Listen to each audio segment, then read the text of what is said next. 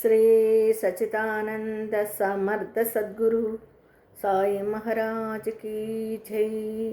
సాయి బిడ్డలందరికీ కూడా సాయినాథుని ఆశీర్వాదాలతో మనము మాతృసాయిలోని షిరిడి పునఃప్రవేశానికి బాబాగారు ఏ విధంగా అక్కడికి ప్రవేశించారు అనే దాని గురించి చెప్పుకుందామండి. ఔరంగాబాద్ జిల్లాలోని ధూప్ అనే గ్రామం ఉంది. మనందరికీ తెలుసు, సాయి సచరిత్రలో కూడా మనం చదువుకున్నాం. కాబట్టి అక్కడ ధనికుడు అనే చాంది పట్టీలు కూడా ఉంటాడు, మహమ్మదీయుడైన. అయితే ఒకసారి అతను ఔరంగాబాద్ నుంచి వెళ్తుండగా అతని గుర్రం పాపం తప్పిపోతూ ఉంటే 2 నెలలకు కానీ వెతుకుతానే ఉంటాడు. 2 నెలలు వెతుకుతా ఉంటాడు, కానీ అది దొరకదు. ఒకసారి ఏం చేస్తాడంటే, చేసేదేమీ లేక అతను భుజం మీద ఆ గుర్రం జీన్ ఉంటుంది కదండి, ఆ జీన్ వేసుకుని తిరుగుతాడనమాట. అలా వెళ్తూ ఉండగా మామిడి చెట్టు క్రింద కూర్చున్న, అంటే బాబాగారు ఒక ఫకీరు రూపంలో బాబాగారు కూర్చుంటారు కదా, మామిడి చెట్టు కింద కూర్చుంటారు. అప్పుడు ఈ చాంది పాటీలు భుజం మీద వేసుకున్న జీన్ను చూసి బాబాగారు ఆయన పిలుస్తారనమాట. పిలిచి ఇదేంటి అని అడుగుతారు. అడిగినప్పుడు ఆయన నాకు తప్పిపోయిన నా గుర్రము జీను అని చెప్తారనమాట. ఆ చాందిపాటీలు చెప్తాడు. చెప్పగానే ఆయన ఆ ఫకీరు గారు బాబాగారు ఏం చేస్తారంటే, ఆ గుర్రము ఆ పక్కనే మేస్తుంది, దగ్గరలోనే వెళ్ళి చూడు అంటారు. అక్కడ వెళ్ళేసరికి గడ్డి మేస్తున్న తన గుర్రం కనిపిస్తుంది. చూడండి ఎంత అద్భుతము. ఇది మనము చరిత్రలో కూడా చదువుకున్నాం. అయితే విపులంగా చక్కగా పొందిగ్గా రాశారనమాట. ఇందులో ప్రతి దాన్ని పాయింట్ వేరీగా పొందిగ్గా రాయడం వల్ల మనకి చెప్పుకోవడానికి ఈజీగా ఉండడానికి కదా. ఎంత ఈజీగా ఉందో అదైతే కొంచెం మ్యాటర్ చదవాలి కదా. ఇప్పుడు మనమ్మగారు రాసింది చాలా సంపూర్ణంగా ఉంది, అందులో అన్నీ ఉన్నాయి అంటే డైరెక్ట్గా మరాఠీ నుంచి తీసుకున్నారు. అలాగే మన పత్తి నారాయణరావు గారు ఆంగ్ల అనువాదం, గుణాజీ గారు రాసిన దాన్ని ఆంగ్ల అనువాదాన్ని ఈయన తెలుగులోకి అన్వయించారు. అప్పుడు ఏం చేశారు, పదాలని కుదించేటప్పుడు అందులోని పూర్తిగా రాదనమాట. అంటే అందులో సాగదీసినట్టు ఉండేది, కొంచెం షార్ట్ కట్ అవుతుంది ఏదైనా సరే.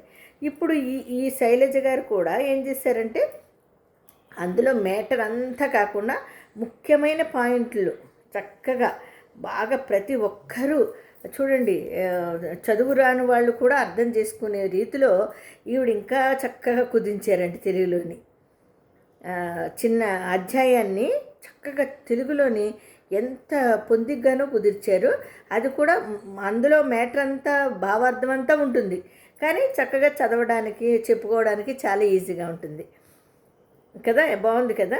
మరి ఆ గుర్రం జాడ, చాంది పట్టీలు గుర్రం తప్పిపోవడము, ఆ గుర్రము అక్కడ ఉండడము, బాబాగారు చెప్పడం అన్నీ ఉంటుంది.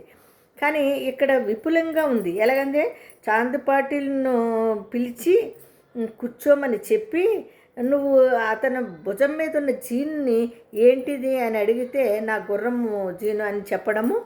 ఆ తర్వాత బాబాగారు ఆ చెట్టు పక్కనే మేస్తుంది అని వెళ్ళడము, ఆయనకి చెప్పడము, ఈయన వెళ్ళడము, అక్కడ ఆ గుర్రము గడ్డి మేస్తూ చూడడము.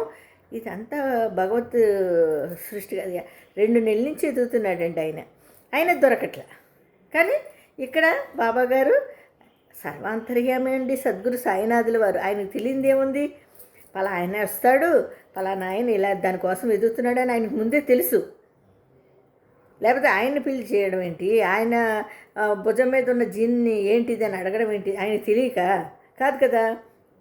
నీకు పలానా చోటు ఉంది అంటే ఆయనకి ఆ విధంగా తెలియపరచడానికి.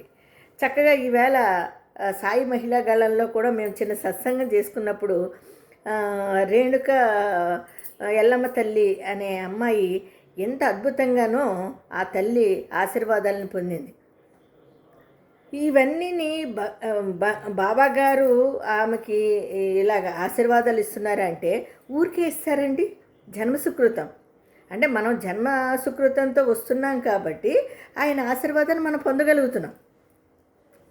కొంతమందికి అంటే ఆ సాధనలో లేని వాళ్ళు, కొంచెం ఏదో మామూలుగా దండం పెట్టుకున్నామా బాబాని నమ్ముకున్నామా అనే వాళ్ళకే కానీ ఆ సాధనా పరంగా జన్మ సుకృతంతో భగవంతుని ఆశీర్వాదాలు పొందిన వాళ్ళకి ఈ అనుభవాలు ఉంటాయండి.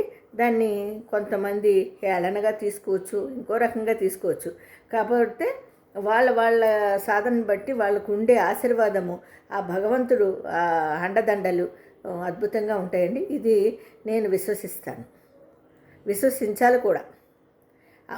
అందరూ ఉన్నారు, దొంగ వాళ్ళు ఉన్నారు, మంచి వాళ్ళు ఉన్నారు. అలాగే అందరినీ ఒకే తాటికి కట్టేగం కదా. మంచి చెడులు అదే అంటారు కదా, మనలోని విజ్ఞానాన్ని మనము ఉపయోగించాలి ఆ టైంలో. అదేవిధంగా బాబాగారుకి తెలియంది ఏముందండి. మరి చాంద్ పాటిల్ గారికి అంత వివరణగా చెప్పడము ఆయనకు తెలియందా?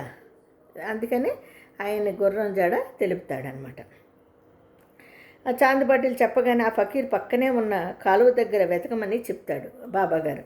ఆ పక్కనే కాలువ ఉంటుంది, వెతుకు అంటాడు. అక్కడ చక్కగా గడ్డి మేస్తూ తాయితీగాని ఉంటుందండి. అంటే ఏంటి, ఆ తప్పిపోయిన గుర్రాన్ని బాబాగారు సంరక్షించే 2 నెలలు ఆయనకు దొరకకుండా ఈయన ద్వారా దొరికేటట్టు చేసుకున్నారండి. అదండి భగవంతుడు అంటే. మనం ఏదైనా పోగొట్టుకున్నామనుకోండి, పోగొట్టుకుంటే బాధపడక్కర్లా. భగవంతుని విశ్వసించి ఆయన మీద భారం వేస్తే ఏదో ఒక రూపంలో మన వస్తువు మన దగ్గరికి వస్తుంది. అది కూడా మనము శ్రద్ధతో, నమ్మకంతో, విశ్వాసంతో ఉంటే గ్యారంటీగా పోగొట్టుకునేదే కాదు, మనం దేని గురించి అయితే చింతిస్తున్నామో ఆ చింతన లేకుండా చేయడమే భగవంతుని యొక్క ఆశీర్వాదం. అంతేగాని మనము ఏది చేయకుండా, ఏది విశ్వసించకుండా, ఏది నమ్మకుండా చేస్తాను చూడండి, అప్పుడు మరి భగవంతుడు మాత్రం ఏం చేస్తాడు, నీ కర్మకు వదులుతాడు. ఆ తర్వాత లేదయ్యా నువ్వే దిక్కయ్యా అనుకుని వదిలేయండి, ఆయన అన్నీ మనకి దగ్గరయ్యేటట్టు చేస్తాడు. ఇలా బాబాని విశ్వసించాలండి. బాబానే కాదు, మీరు ఏ రూపాన్నైతే నమ్ముతున్నారో, ఏ రూపాన్నైతే ఆరాధిస్తున్నారో, ఏ రూపం మీద సాధన చేస్తున్నారో ఆ రూపాన్ని మీరు నమ్మండి, విశ్వసించండి. తప్పకుండా మీకు దగ్గర అవ్వకపోతే ప్రతిదీ దగ్గర అవుతుంది. వాళ్ళు ఆ రూపంతో ఉన్న ఆ యొక్క శక్తి కూడా మీకు దగ్గర అవుతుంది. ఆ నామం వల్ల ఆ యొక్క పవరు ఎంత అద్భుతంగా ఉంటుందంటే మనలో ఉండే నెగిటివ్ని తరిమేసి పాజిటివ్ ఎనర్జీ ఇస్తుంది. అదేవిధంగా ఆయన గుర్రాన్ని చెప్పడము. అప్పుడు చాంద్ పాటిల్ అక్కడికి వెళ్ళేసరికి గడ్డి మేస్తున్న తన గుర్రం కనిపిస్తుంది. ఆశ్చర్యంతో చాంద్ పాటిల్ గుర్రాన్ని తీసుకుని వచ్చేసరికి బాబాగారు ఏం చేస్తారండి, సిలుము తయారు చేస్తారు. అక్కడ సిలుము సిద్ధంగా ఉంచుతారు. కానీ చిలుము వెలిగించడానికి అక్కడ నిప్పు, బట్టను తడపడానికి నీరు కావాలి. అప్పుడు ఒక గొట్టంలోని పెట్టుకుంటారండి, పొగాకు లాంటిది పెట్టుకుని అందులో నిప్పు కావాలి, ఒక తడిగుడ్డ కూడా కావాలంట. మరి అది ఆయన అదే దాన్ని ఏమంటారంటే చిలుము అంటారు కదా, ఆ చిలుము తయారు చేయడానికి నిప్పు కావాలి, బట్టను నీటితో తడపాలంట, నీరు కావాలి. ఆ ఫకీరు సటకాను చూడండి, బాబాగారు ఒక చిన్న కర్ర అంటే సటక ఆయన దగ్గర ఉంటుంది కదా, పట్టకర్ర లాంటి సటక ఒకటి ఉంటుంది ఆయన చేతిలో, అది దండకం అండి ఆయనకి. అందులో ఇప్పుడు చూడండి పెద్ద పెద్ద మేము పీఠాధిపతులు అనేవాళ్ళు కర్రలు పెట్టుకుని ఎలా ఉంటారో అలాగే వీళ్ళు కూడా, ఈయన దగ్గర కూడా సటకా ఉంటుందండి. ఆ సటకానే అందులోనే ఉంటుంది అసలు శక్తి. ఎందుకంటే ఆయన చేతిలో ఉంటుంది కదండి, ఆ చేతిలో ఉండే పవరు అద్భుతంగా ఉంటుంది కదా. అందుకని ఆ సటకా ఎప్పుడూ ఆయన దగ్గర ఉన్నది. ఆ సటకాతోని చక్కగా భూమిపై ఇలా గుచ్చుతారండి. ఇలా గుచ్చంగానే నిప్పు వచ్చేస్తుంది, నిప్పు వస్తుంది. నిప్పు వచ్చిన తర్వాత పక్కనే మళ్ళీ ఆ సటకాతోని గట్టిగా ఇలా కొడతారు. కొట్టంగానే చూడండి నీరు వస్తుంది, నిప్పు వస్తుంది, నీరు వస్తుంది. ప్రకృతి ఆయన చేతిలో ఉందండి. ఇంకా ఈ మనకి అంటే భగవత్ స్వరూపుడైన సద్గురు అంటే సకల దేవత స్వరూపుడైన సద్గురు సాయినాథుల వారికి సాధ్యం కానిది ఏముందండి. అప్పుడు నిప్పుని చేస్తారు ఆయన ఎదురుగుండానే, మన ఈ చాంద్ పాటిల్ ఎదురుగానే ఇవి రెండు కూడా ఆయన చేయడం జరుగుతూ ఉంటుంది. చూడండి ఎంత అద్భుతమో కదా. ఇలాగా తడుపుతారు. అప్పుడు ఇలా తీసుకుంటారనమాట. ఆ రకంగా ఆ ఫకీరు తయారు చేసిన చిలుమును కొంత పీల్చి ఆయన బాబాగారు కొంచెంగా పీల్చుతారు. పీల్చిన తర్వాత కతిమది ఆయనకిచ్చి నువ్వు కూడా పీల్చమంటారు.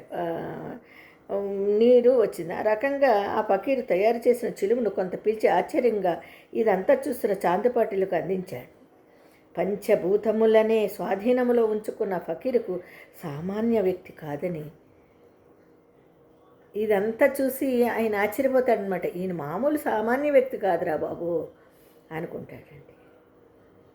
ఆయనతో కుప్పగంతులా అండి? బాబాగారితోనే మనం కుప్పగంతులాడేది?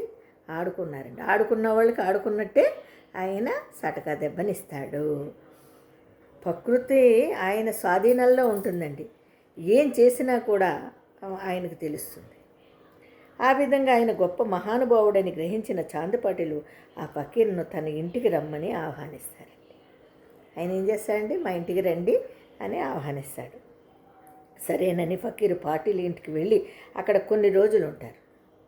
అదండి, ఎందుకంటే షిరిడి మళ్ళీ పునఃప్రవేశం ఎప్పుడు చేస్తారనేది ఈ విధంగా వస్తుందన్నమాట. చాందపాటిల్ ఇంటికి వెళ్తారనమాట ఆయన.